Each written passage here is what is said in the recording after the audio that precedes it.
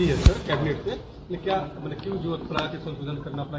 देखो, देश के लिए होगा और देश के विभिन्न राज्यों के जो टैलेंटेड छात्र हैं, बेरोजगार हैं, इसमें भाग लेंगे।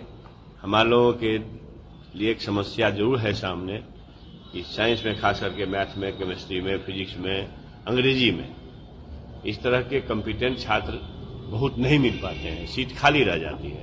इसके लिए क्या गया, छात्रों छात्र नहीं मिल पा रहे थे, इसलिए सरकार ने नहीं, मतलब यह कि साइंस ब्लॉक में रिक्तियां रह जाती थी। आप देखें ना कि अध्यापक प्रधान शिक्षक की बहाली हुई और उसमें 6000 में कितना 369 लोग आए। तो यह है कि बेहतरीन गुणवत्तापूर्ण शिक्षण कार्य के लिए गुणवत्तापूर्ण विषय के विशेषज्ञ आवे, और खास करके साइंस और अंग्रेजी की समस्या थी, इसलिए ओपन किया गया। विरोध कर रहे हैं, यहाँ के युवाओं को रोजगार नहीं मिल रहा है और देश के लिए खोल दिए। अच्छा, तो हर बातों का विरोध होता है, अच्छी बात का भी विरोध होता है, बुरी बात का भी विरोध होता है, उसमें हमें क्या करना है। 2019 को जो आरक्षण खत्म होने की प्रक्रिया थी, उनको खत्म करके ऑर्डिनेंस लाके खत्म किया। फिर से आरक्षण जैसे यूनिवर्सिटी मिलता था वैसे मिल रहा। भाई जो शिक्षा मंत्री हैं, उनको बिहार के टैलेंट पर भरोसा नहीं है। किसके? आपके छोटे भाई जो बिहार के शिक्षा मंत्री हैं, आप तो उनसे पूछिएगा ना, उनको बिहार के टैलेंट पर भरोसा नहीं है। ये तो उनसे पूछिएगा ना। बिहार में ऐसे लोग हुए हैं, सुनिए, किसी फील्ड में वशिष्ठ नारायण जी थे, गोरखनाथ जी थे, यहाँ प्रोफेसर हसन अस्करी थे, जिसके 2 जनरेशन पहले जितने बड़े बड़े मेडलिस्ट थे, प्रोफेसर दुरुल हसन, प्रोफेसर हबीब, प्रोफेसर निजामी और क्या कहते हैं प्रोफेसर सतीश आंध्रा, सब इनके स्टूडेंट थे। बिहार में ऐसे लोग हुए हैं। प्रोफेसर आर शर्मा भी he also was one of them. मेरी दिल्ली यूनिवर्सिटी में जितने लोग जाते हैं यहाँ से, ये पास करके यहाँ से जाते हैं। ऐसा बयान, अरे भाई एक आदमी पूछिए ना, आने वाले दिनों में क्या मधेपुरा से आप भी चुनाव लड़ेंगे अपने भाई के विरोध में? वो तो पार्टी पर निर्भर करती है। आप तैयार हैं? पार्टी कहेगी तो तैयार है। बड़ी बात है कि ऐसा बयान क्यों शिक्षा मंत्री देते हैं?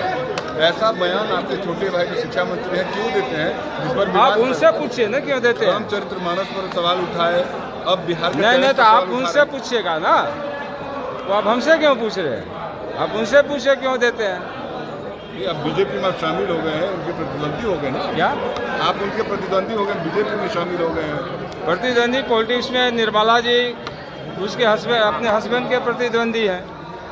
निर्मला जी को जानते हैं ना, जो फाइनेंस मंत्री है मोदी जी के गवर्नमेंट में, उसके हस्बैंड प्रभाकर है, कांग्रेस में है, मोदी जी को के खिलाफ बोलते हैं। ये आपको उदय नारायण चौधरी जी के बहन और भाई जो है बीजेपी में है। तो ये तो ideology, you may have different ideology even from that of your father, mother, sister, brother, even son. मौका मिलेगा तो उनके खिलाफ चुनाव लड़िएगा? अब कई बार कहेंगे, मौका मिलेगा तो क्यों नहीं लड़ेंगे। पार्टी चाहेगी तो लड़ेंगे, मधेपुरा से लड़ेंगे, पार्टी चाहेगी तो लड़ेंगे।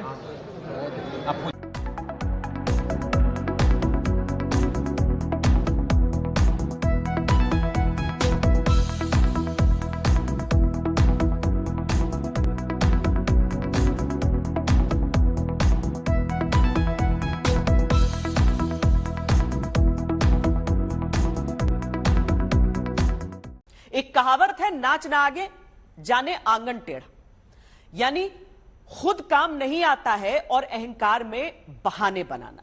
दूसरी कहावत है, ठीकरा फोड़ना। इसका अर्थ है कि अपनी गलती का किसी दूसरे पर दोष मढ़ना। ये 2 कहावतें आज बिहार के शिक्षा मंत्री पर आपको एकदम फिट लगेंगी। उनका नाम है प्रोफेसर चंद्रशेखर। शिक्षा मंत्री कुछ दिन पहले ट्वीट कर रहे थे तो खुद एक ट्वीट में 3 शब्द सही नहीं लिख पाए।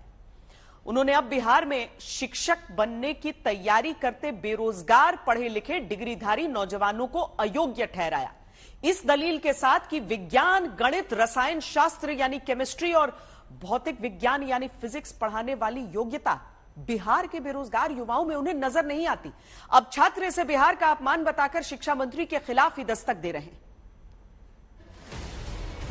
बिहार के शिक्षा मंत्री प्रोफेसर चंद्रशेखर का एक पुराना ट्वीट दिखा जिसमें अशुद्धियों की भरमार है। फिरंगियों, शिक्षा मंत्री ने गलत लिखा। शिक्षा मंत्री ने बिहार के जुल्म गलत लिखा। एकलव्य की संतान की जगह एकलव्य के संतान लिखा। जगदेव बाबू की संतान की जगह जगदेव बाबू के संतान लिखा। इनकी चूल्हे हिलाना है की जगह इनका चूल्हे हिलाना है लिख बैठे। एक ट्वीट में 5 गलती जिन शिक्षा मंत्री ने बिहार के की, जिनका ट्वीट देखकर अगर हिंदी का शिक्षक इन्हें रखना होता तो इनका डिब्बा गोल हो जाता। ऐसे बिहार के शिक्षा मंत्री प्रोफेसर चंद्रशेखर अब अपने ही राज्य में नौकरी मांगने पर लाठी खाने वाले बेरोजगार युवाओं को कई विषय में शिक्षक बनाने से पहले ही योग्य नहीं समझते। हिंदी के शब्द लिखने में जिन शिक्षा मंत्री का हाथ तंग है, बिहार के शिक्षा मंत्री प्रोफेसर चंद्रशेखर के इस बयान को इसीलिए सुनना जरूरी है। देश के लिए होगा और देश के विभिन्न राज्यों के जो टैलेंटेड छात्र हैं, बेरोजगार हैं, इसमें भाग लेंगे। हमारे लोगों के लिए एक समस्या जरूर है सामने कि साइंस में, खास करके मैथ में, केमिस्ट्री में, फिजिक्स में, अंग्रेजी में इस तरह के कॉम्पिटेंट छात्र बहुत नहीं मिल पाते हैं, सीट खाली रह जाती है।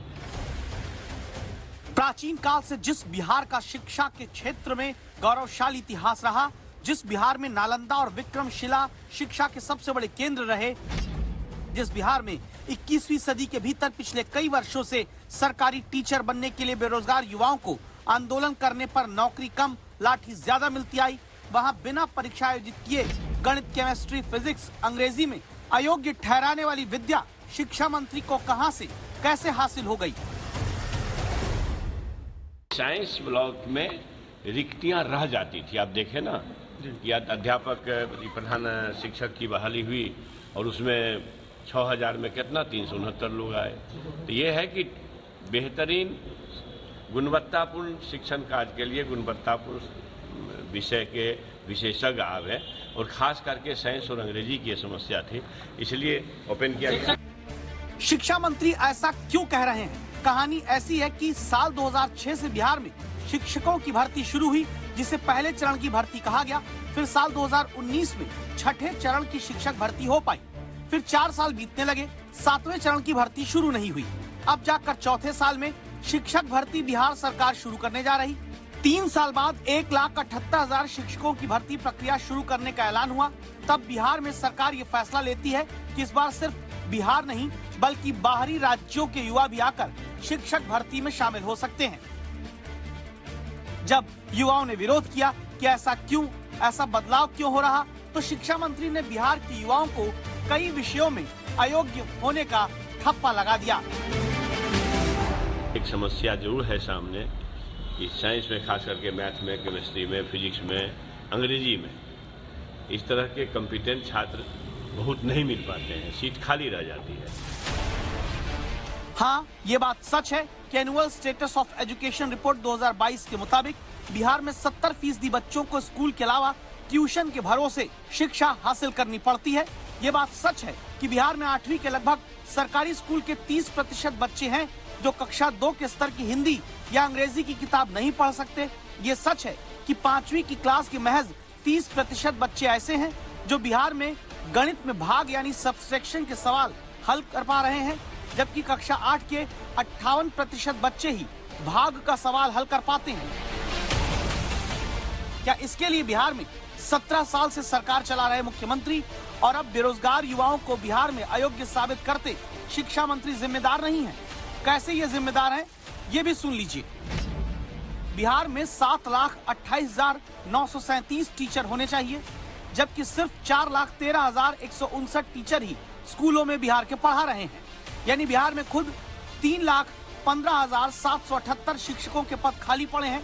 बावजूद इसके सारे खाली पदों को भरने की जगह अभी आधे ही यानी 1,78,000 शिक्षकों की भर्ती 3 साल बाद जाकर सरकार निकाल पाती है। ये वही बिहार है जहाँ को महात्मा बुद्ध को ज्ञान मिला था। ये वही बिहार है जहाँ महावीर की धरती है। ये वही बिहार है जहाँ माता जानकी का जन्म हुआ था। ये वही बिहार है जहाँ वशिष्ठ नारायण सिंह जैसे लोग पैदा हुए थे। ये वही बिहार है जहाँ के जेपी थे। ये वही बिहार है जहाँ के कर्पूरी ठाकुर हुआ करते थे। ये वही बिहार है जहाँ का आर्यभट्ट था। ये वही बिहार है जहाँ का शेरशाह सूरी ने मुगलिया सल्तनत को खदेड़ दिया था। ये वही बिहार है जहाँ हर साल हजारों IAS IPS पैदा होते हैं। ये वही बिहार है जहां की मिट्टी में एक जिद है कि अपने लक्ष्य को पाने के लिए वो किसी हद तक जा सकती है। बिहार के बेरोजगार लाठी भी खाएं और अपमान भी अयोग्य ठहराए जाने का सहें तो जरूरी है दस्तक दी जाए।